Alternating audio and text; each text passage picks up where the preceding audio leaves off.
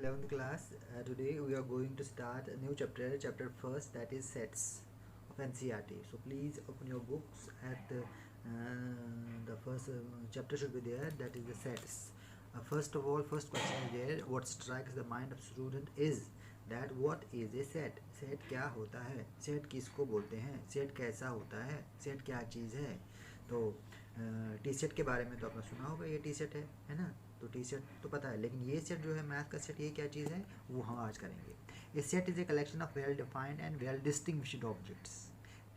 Set जो होता है, जिस तरह मैंने अभी टी सेट बोला, टी सेट में अलग अलग कप होते हैं या सेम साइज़ के कप होते हैं, वो हो सकता है क्योंकि वो सेट है 3 कप का, 4 कप का, 5 कप का. लेकिन यहाँ पर होता है सेट जो होता है वो वेल डिफाइंड होता है और वेल डिस्टिंग्विश्ड होता है. अलग अलग अलग अलग अलग, ठीक है. वेल डिस्टिंग्विश्ड पता होना चाहिए हमको कि क्या चीज़ है इस सेट में.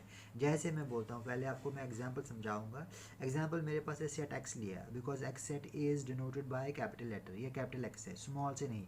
स्मॉल में तो इसके बच्चे, सपोज इसके ऑब्जेक्ट, सपोज इसके एलिमेंट्स, वो मैं आगे बोलूँगा, लेकिन पहले सेट की बात हम करेंगे.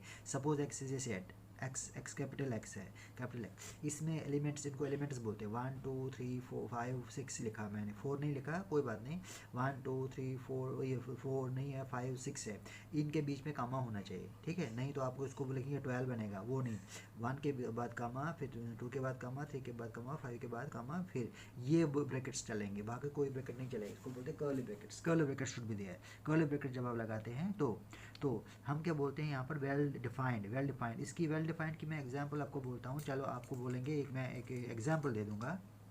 मैं बोलता हूँ, आप बोलिए दुनिया में जो भी क्रिकेटर्स हैं वो आप एक लिस्ट बनाना 3 4 5 क्रिकेटर्स की जो आपको पसंद आते हैं. चलो मैं रवि हूँ. मैं रवि बोलता हूँ कि मेरे को यार ये 3 जो क्रिकेटर्स हैं इंडिया के, वो मुझे पसंद है.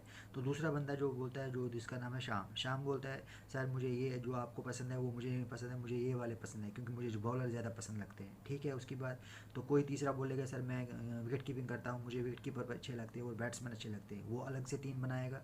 फिर अब आपकी क्लास में अगर 10 लड़के होंगे ना, तो 10 लड़कों की चॉइस जो होती है वो अलग अलग होगी. तो वो कोई बोलेगा किसी का नाम, कोई बोलेगा किसी का नाम, कोई बोलेगा किसी का नाम. ऐसा भी हो सकता है कि 2 बच्चे जो हैं सेम सेम नाम भी ले लें, ये भी हो सकता है. लेकिन जब हम हमारे 10 के 10 बच्चे अगर सेम ही जवाब दे देंगे, तो वो सेट जो होता है उसको बोलते हैं वेल डिफाइंड. लेकिन जब 10 बच्चे जो है वो 5 क्रिकेटर्स में से अलग अलग नाम दे देंगे, अलग अलग नाम दे देंगे, अलग अलग नाम देंगे, according to their own choice, अपनी चॉइस के हिसाब से. क्यों?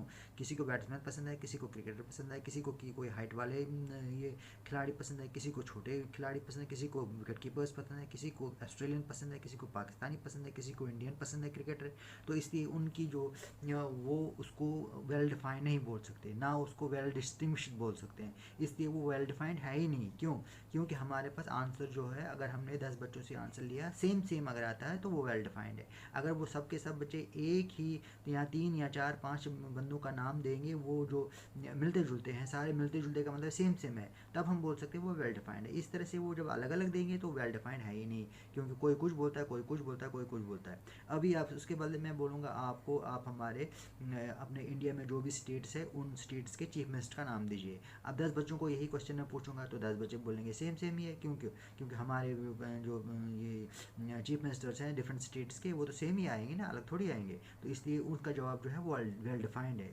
सबों का जो है जवाब एक ही आएगा, सबों का आंसर जो है, रिप्लाई जो है वो सेम आएगा, इसीलिए उसको बोलते हैं वेल डिफाइंड. समझ आ गया? एक एग्जाम्पल मैंने दी. Sets are denoted by capital letter. Sets को हम डिनोट करते हैं किससे? कैपिटल लेटर से. A B C D, small से नहीं. सेट दिखाते हैं ए बी सी डी. जैसे सपोज एक्स जो है ये कैपिटल है, कैपिटल लेटर में, is a set. X equal to ये 1 2 3 5 6 जो है ये एलिमेंट्स इसके, इसको एलिमेंट्स भी बोलते हैं, इसको ऑब्जेक्ट्स भी बोलते हैं. देखो यहाँ पर आगे चलेंगे.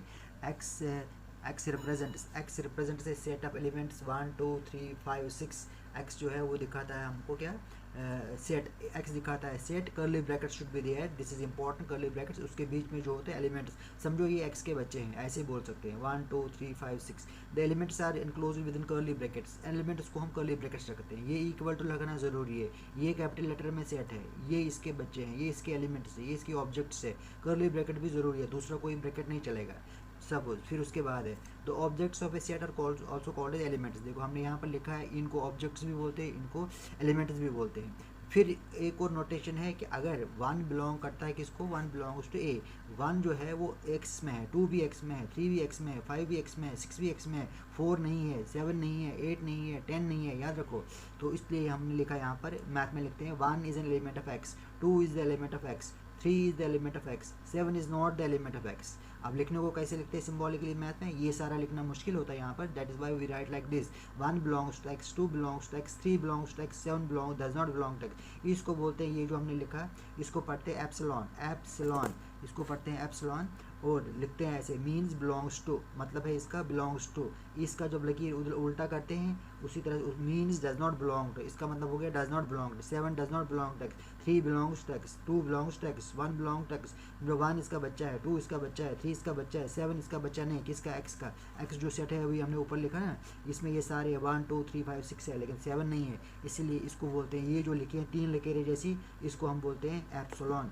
यहाँ बिलोंग्स टू, अब एप्सिलॉन तो नाम है इसका, यहाँ पर लिखते हैं बिलोंग्स टू। अब देखिए यहाँ पर जो मैंने बनाया, यहाँ पर elements are denoted by small letters, elements को हम स्मॉल लेटर्स, जैसे example suppose A equal, A is a set written in capital letter, ये स्मॉल लेटर से इसको एलिमेंट बोलते हैं, बीच में कामा होना चाहिए, कर्ली ब्रैकेट जरूरी होने चाहिए, इक्वल टू बीच में होना चाहिए। तो ए बिलोंग्स टू ए, देखिएगा यहाँ पर A belongs to A, B belongs to A, C belongs to A, D belongs to A, E belongs to A, F does not belong to A, यहाँ देखो F does not belong to A, G does not belong to A, ये तो इसमें है ही नहीं। ठीक है, आगे चलेंगे फिर।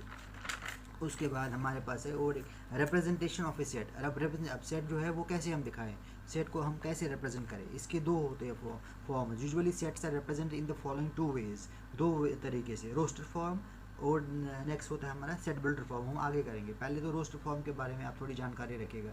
All the members, objects, elements of the set are put within braces, curly brackets, and the elements are separated by commas.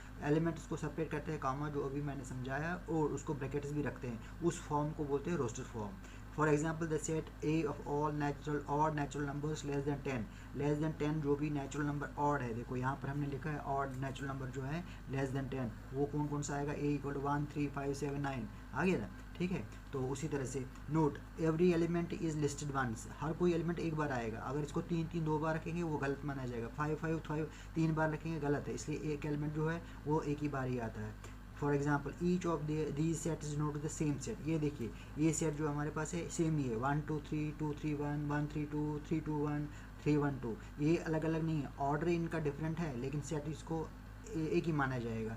The order of the elements is immaterial, यहाँ पर ऑर्डर की कोई औकात नहीं होती है, the order is immaterial over here, so that is why 1 2 3 3 2 1 ये same है, ये और ये और ये और ये और ये सेम ही माना जाता है सेट थ्योरी में। कार्डिनल नंबर फिर है, कार्डिनल नंबर हमारा होता है फिर the number of elements is finite in a finite set is represent by n A. जब हम बोलते हैं इसमें कितने एलिमेंट्स होते हैं, देखो इसमें है 3 एलिमेंट्स, इसमें है 3 एलिमेंट्स, इसमें है 3 एलिमेंट्स, उसको बोलते हैं यहाँ पर एन ए। ये देखो इसमें कितने हैं 1 2 3 4 5, 1 2 3 4 और 5 एलिमेंट्स है, तो उसको बोलते हैं n A. N A means number of elements. Cardinal